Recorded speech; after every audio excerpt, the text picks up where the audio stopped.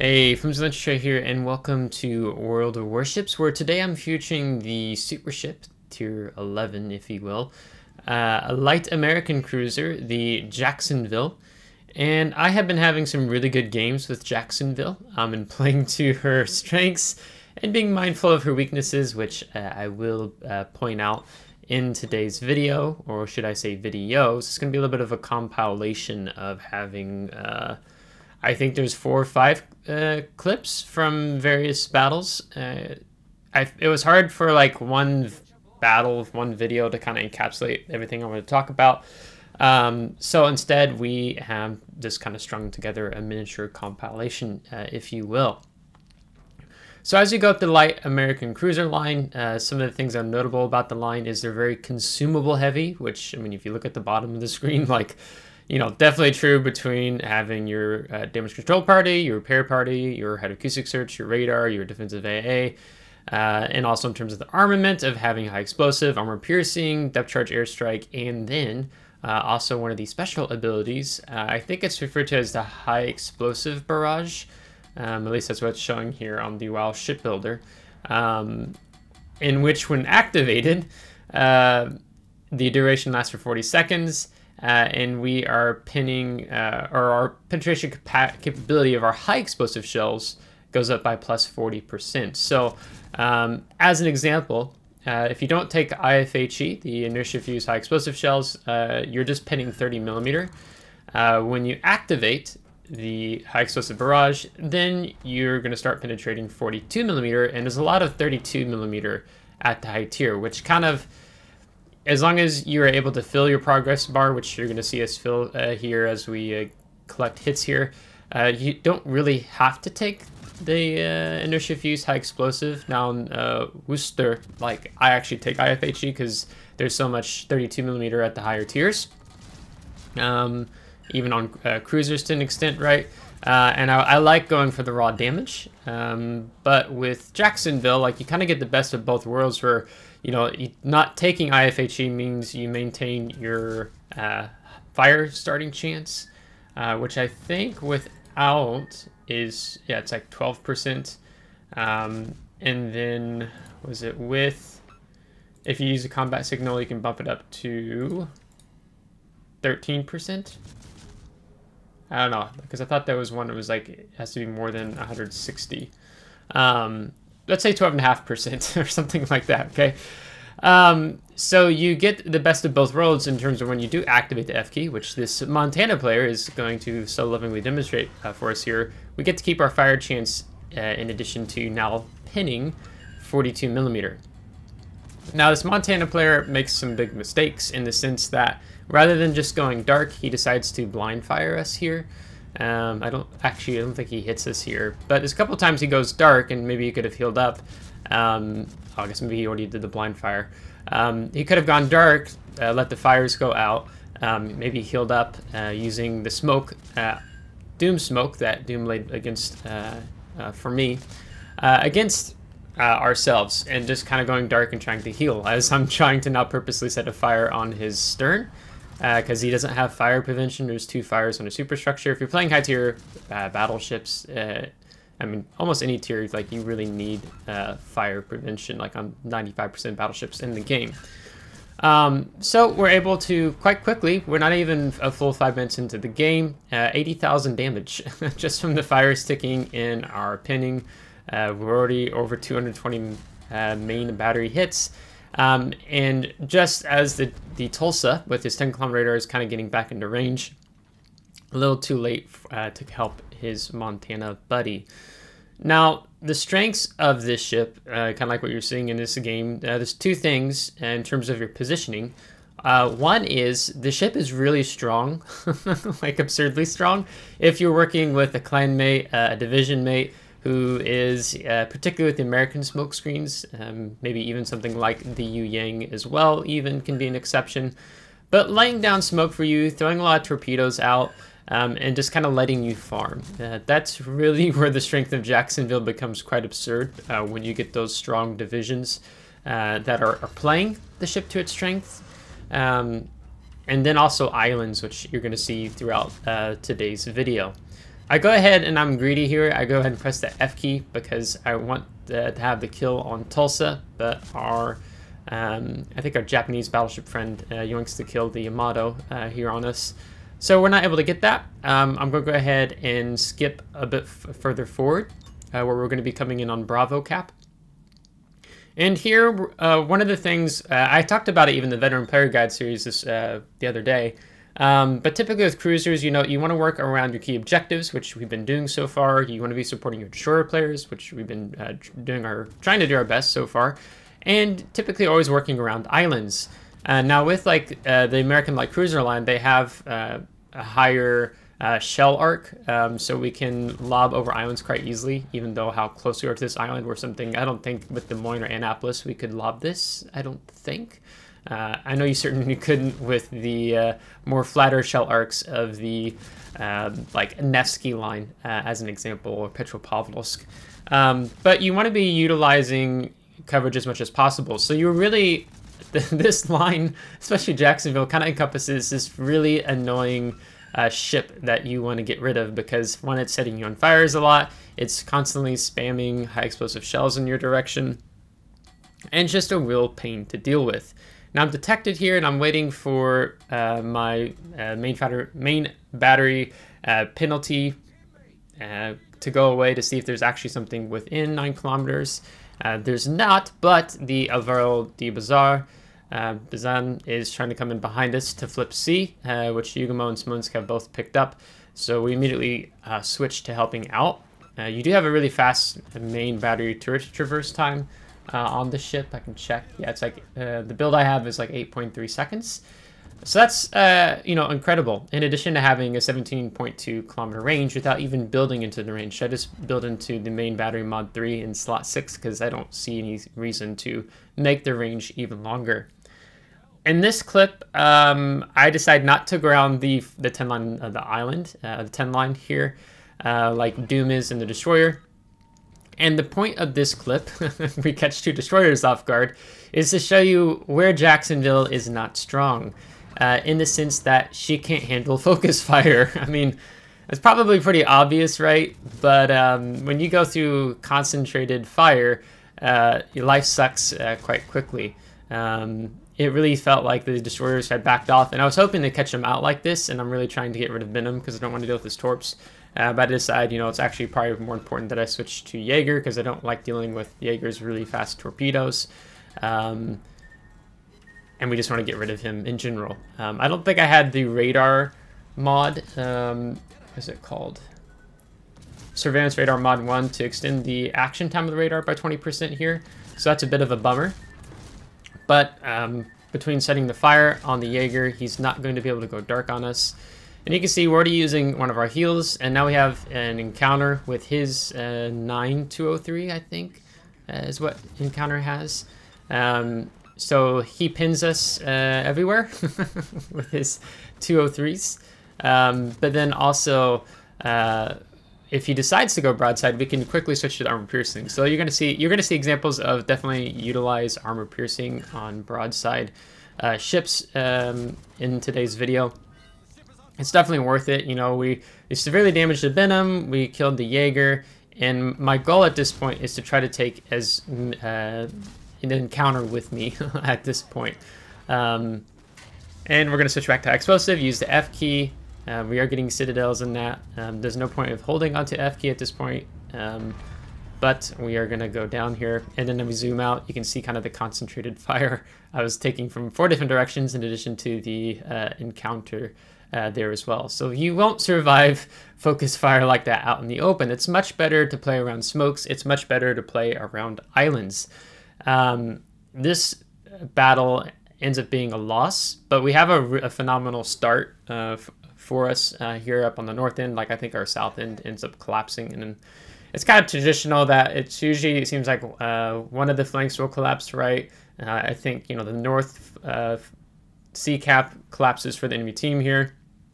Our south end collapses, and it just kind of depends how quickly can you reorient and get in position as the battle line shifts, so to speak. So we do get detected, so we pop our radar, and we have a 9-kilometer radar, and our concealment is 9.94 when we build into it. So we catch the Hoffman there, get some shells into him. And I'm not really sure what the Morgador was thinking here, because he decides to reverse out with his engine boost, and I think he underestimated myself. And also Doom's going to chime in here with the Yu Yang's guns as well. But I think he underestimated how much damage we can pump out in quite a short amount of time with Jacksonville. So essentially we force him out. He's going to be taking shots from other of our teammates that are up on the 5-6 line. And we're going to pick up the kill here. Again, Doom's dropped a smoke for us, so it's quite helpful here. And now the goal is to flip the cap. And we're picked up on Hydro, so that's not good. So it tells us it's the Hoffman Hydro, at 6-kilometer Hydro. We have our 5-kilometer Hydro up encountering, so we just have to be patient. One of the things that can be quite difficult, and I know not to pop out here because I have priority target, like there's I think it's a Colombo and a Zal, and as well as Hoffman having torpedoes, like we're not going to fall for that old gag, right? Like why would I want to come out broadside to Colombo and get absolutely smashed? As well as knowing that there's torps on the way, and Zal's in the kiting out position on D10, and I'm like expecting he probably has armor piercing loaded. And then there it is, I confirm it, Zal's out, so I don't really have the ability to kind of step out here, because I'm pretty sure they're quite hungry to get the shots off on me. And unfortunately here, we're not able to help Doom as we would want in this situation. I think the Hoffman's Hydro is still up and then coming out and being detected by Colombo. But Doom does get the torpedoes off on the Colombo, which is definitely going to do some damage. Yeah, so pretty close to death. And what's going to be really helpful, that helps me out a lot, and I talked about it in the Veteran Player Guide series this past week as well, is having battleship players that support you as a cruiser player. So the 2 battleship players who are working their way around the AB line are going to become really helpful here for me. So there's no need for me to rush out necessarily.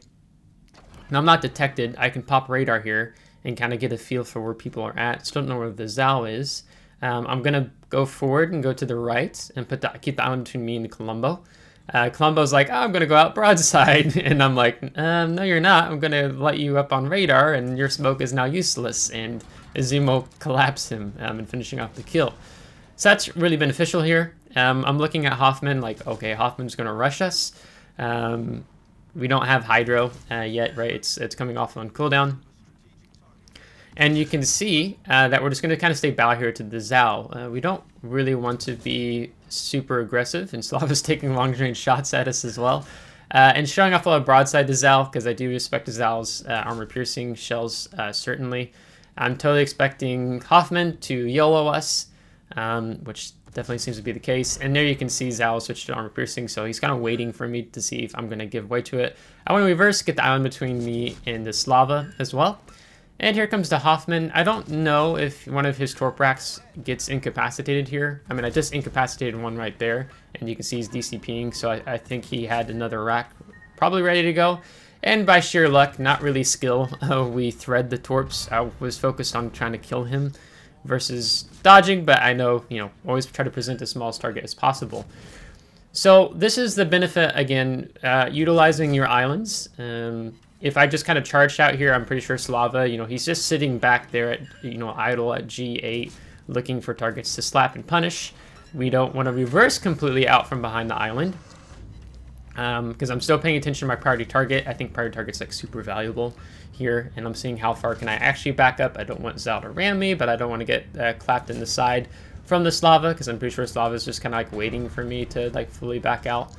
And I'm going to thank my battleship teammates for being clutch and there when I needed them, right? There's nothing more annoying to have a bunch of battleship players that are nowhere around to support you and helping you, clutch a victory on your flank or in your situation. So, smoke islands, very, very, very important to the livelihood of any Jacksonville player. And now we're going to go ahead and go into, I think this is the last one, and I'm not going to have post-battle results. I think I'm going to talk more about this ship in general. Tomorrow I'm going to do an upgrading commander build video on the Jacksonville. And Jacksonville is interesting in the sense that I think there's multiple ways you could build her. As an example, right now with the build that I have, you can see I don't have survivability expert. We are taking the Charlie Kilo, which gives us a plus 5% on ship HP. Without it, we're 52,000 hit points. With it, 54,600. And if I did pick up survivability, then we're 59,800 hit points, almost 60,000. So it's just kind of how I've been playing Jacksonville for the moment, and testing out having the AA defense and ASW expert. One of the perks that's really great about this line is that you have strong AA, but with that skill, it's a negative 50% ship consumable preparation and reload time. And when you're really consumable heavy, that becomes quite handy between, you know, your repair party, your hydro, your radar, your defensive AA, and that Jacksonville has the best AA of all cruisers in the game, including tier 10, and comparing her to other super ships or other super cruisers like Edgar or the Annapolis. So it's I think the AA is worth building into. You can see we haven't had a ton of action, I think, with these battles with the AA yet, if I remember. You know, in an Edgar broadside, me and Edgar are going to be picking on each other throughout this battle. But a 14k salvo right there alone. So, you know, as I said, definitely use your armor piercing when you have the opportunity to on cruisers or battleships for that matter. I go ahead and pop a radar, information radar, to see what the enemy team is up to on back in here behind the cap. We want to know what they're thinking versus just being completely caught off guard, if you will, because I fear the Wisconsin's 406s, and you're going to see why as we get a little later into the battle. So you can see how many of these battles I've been playing with Doom, with him smoking me up and me trying to support him as best as I can.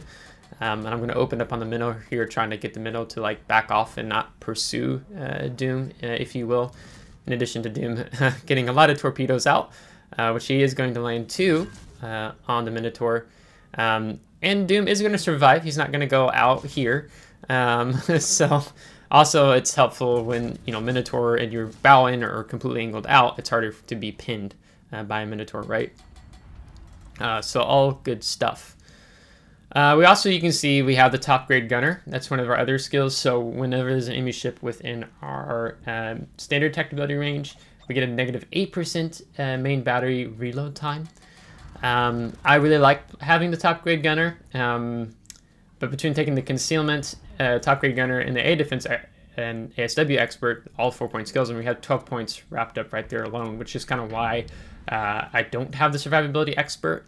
There's a part of me that is wanting to kind of shock and awe, in the sense that, like, if you gave up your concealment, you go to 11.04 base conceal.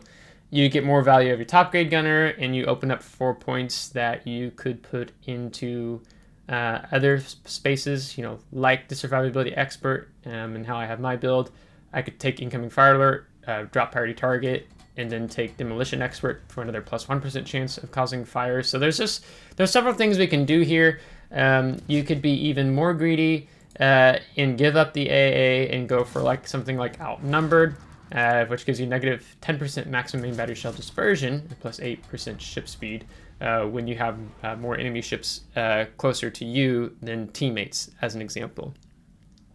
So I think Jacksonville is definitely fun. I've quite liked the line. I've quite liked playing Worcester, but the Jacksonville has been a definite a definite troll, if you will. But I struggle to think about not perhaps taking Conceal, because I like trying to catch destroyer players off guard. You know, here that there's the smoke, so there's not like this big concern of like, oh, if I didn't have the Conceal expert, like we've got the smoke, right? I think if you're playing a lot of division play and you have people who focus on smoking you up, and you know to play islands when maybe you don't have a smoke available from a teammate, then I think it's very easy to make a build that revolves around your teammates, right? Where you don't have to take concealment because you're just being smoked up constantly and providing overwatch over caps and flanks, that kind of thing. Otherwise, in general, as you can see, we do have Superintendent, so we're giving ourselves more consumables, you know, the heals, the hydros, the radars, the defensive AAs. RCV, catching the Shimakaze off guard.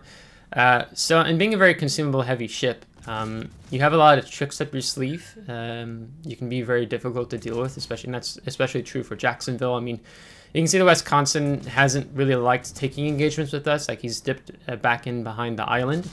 And I'm playing with what smoke I have, and you're going to see what it looks like. You know, when the smoke goes down, Jacksonville is still, or the enemy Wisconsin is still alive. It's not going to be good for us and what ends up happening here. Let's see, what else to talk about the ship for now. You know, we'll do the upgrade commander build video tomorrow. I'm probably getting close to wrapping up the video. I just wanted you guys to see what happens when you get caught off guard. You know, the Wisconsin is one of these very scary American battleships, dockyard ships with an insanely accurate main battery gun, among the most accurate at tier 10, with an Adatara coming to back him up. And just because Wisconsin is quite low and he's got 2 fires ticking on him, doesn't mean that his 4.6s aren't deadly, as I tried to angle here. Where you get clapped, I get clapped also from the Edgar, or sorry, Minotaur player, like he did an AK, almost AK salvo, and I'm like trying to turn out, and I should have just probably kept turning in at that point. So we eat a lot of damage, so you can see how many hit points we lost so quickly. When you are, you're kind of staying around longer than you're welcomed for, if you will. So now we're trying to get away outside of Edgar's, or the tech range, the 9.9 or whatever, away from Edgar, since he's continuing to push in and being quite aggressive here. Yeah, so that being said, I'm going to probably have more videos besides the upgrade commander video on the Jacksonville. It's a very interesting ship. I think you can build it multiple ways depending on what suits you, and you know, if you're div playing, if you're not div playing, if you want to have something that's a bit more aggressive. I mean, there's a part of me that wonders about the IFHE. As an example, let me explain. Because you would be pinning, you go up to 37mm, but then of course your fire chance is halved. But then once you've activate your high explosive barrage, you're pinning 52mm. So certain ships in the game, like let's say the Libertad, the new Pan American line, is covered in 51mm. So now you're able to pin him everywhere, as an example. I don't remember how Kremlin's armor scheme works out. Maybe we will check that out tomorrow. There's a part of me that wonders and wants to be more aggressive with just raw DPM, but honestly, this line does quite well what it should be. I mean, you can see we've only, no, okay, now we got, I was like, I have 4 fires with 200 shell hits, but then we just got 2 more fires set.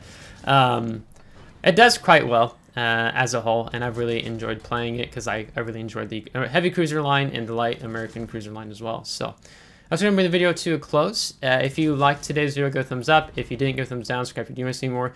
If you have already subscribed, thanks so much. I really appreciate it. Thank you to my Patreon supporters, and until next time, take care.